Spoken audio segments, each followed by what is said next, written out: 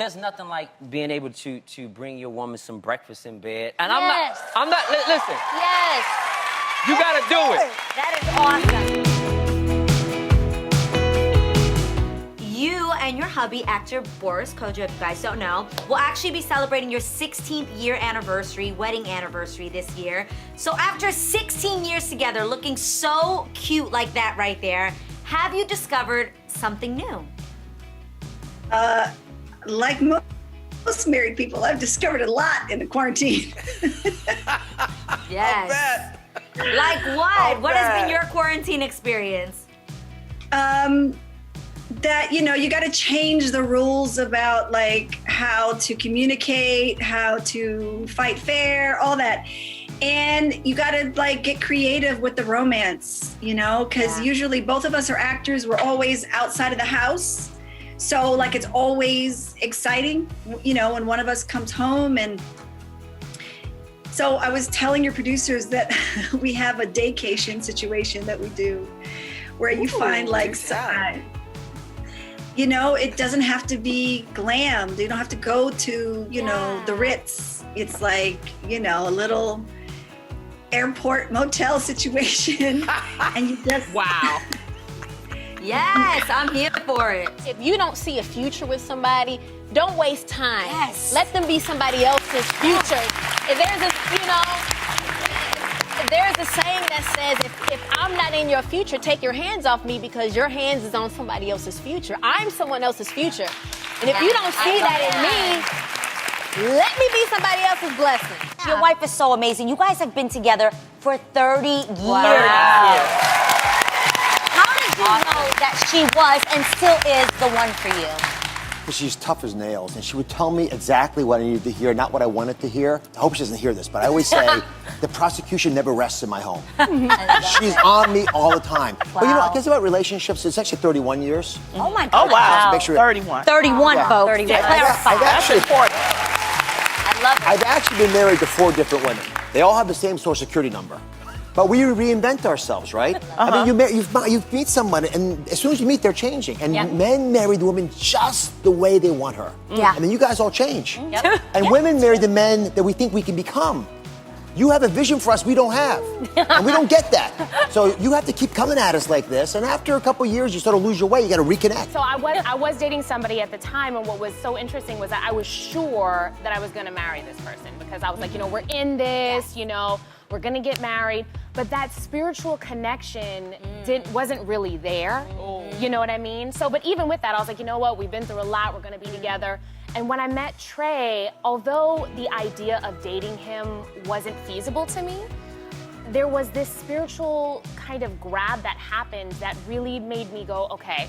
So we went to this event, and I said to my best friend who I brought, and I was like, okay, girl, there's this guy, never gonna date him. I'm gonna marry the guy I'm with. But I just feel this spiritual pull, and I just feel like I gotta tell somebody. I really feel like he's the one. Wow. I don't know how, and I'm pretty sure it's not gonna happen, but I just wanna say it. She's like, girl, you think he's, I was like, don't say it again, I don't wanna hear it again. I just need you just to be here to document it for me, and that's it. That's it. Just deal with it. Return it, that's it. Yeah. And months later, when we started dating, it turns out that the same week that I decided to break up with my boyfriend on my own accord, in the middle of the night, I was like, you know what, I feel like it's time. That same week, in the middle of the night, God woke him up and told him that I was his wife. No way. Yes. Right, yes. We did not tell each other. Same I'm week. trying to get the names right. It wasn't the boyfriend. No, Trey had the dream. Okay. Yes, Wait, and so, we didn't know this until months later when we started dating. Yes. And I was like, he was like, yeah, there was this one week, and I said, which week? And he's like, this second week of October, and I was like, that's the week that we broke up. We were just like not seeing eye to eye. Right. And he comes back, and I'm kind of sitting there still upset, and he goes, are we gonna talk about this? And I go, And he goes, well, you know what? We better talk about this because you're stuck with me for the rest of your life. Oh, I know. And you know what? It was the nicest thing. And I got to say, like, to this day, those are some of my favorite words he's ever said to me because in any situation, I'm always like, you know what? It's nice to know we're stuck together and we're not going anywhere. And that will get you through anything. You're forced to work it out. It will get you through anything knowing that you're both in this. You guys got married after knowing each other just for 3 weeks. And you said you guys had to risk everything Yeah. to believe in each other. How so? Listen, I was doing After Midnight in New York, second Broadway show. And I took that time to kind of get to know Fantasia and learn how to love myself. Because a lot of times we're looking for people to give us what we need, and it starts within us. Yeah. So I fasted and I wrote on the paper, God knows what he wants for us, but do we know what he wants for us? So I started writing out everything that I needed. And when I got back home off of the Broadway play, I met Kendall. And we became good friends. In that 3 weeks, all we did, we talk, and I was getting ready to go out on the road. And I remember him getting down on his knee, and I'm like, what is he doing? But he says, can I cover you? You see that face you just made? That's the same face I made. But I was like, okay, God, I was asking you to send me somebody that can cover me because I've had people in my life that take.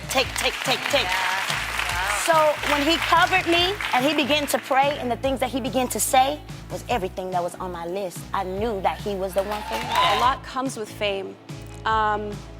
Even making time for each other. You know, it's just so different. It's very different and it's challenging. And I feel it will forever be challenging. How did y'all work on that, though? Yeah.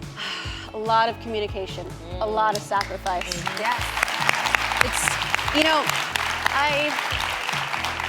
I live by this and I tell people this.